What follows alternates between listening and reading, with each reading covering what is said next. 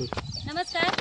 आज आपल्या टेंबे प्रवारसा या गावामध्ये भात पिकाची आत्मा अंतर्गत शेतीशाळा आपण आयोजित केलेली आहे.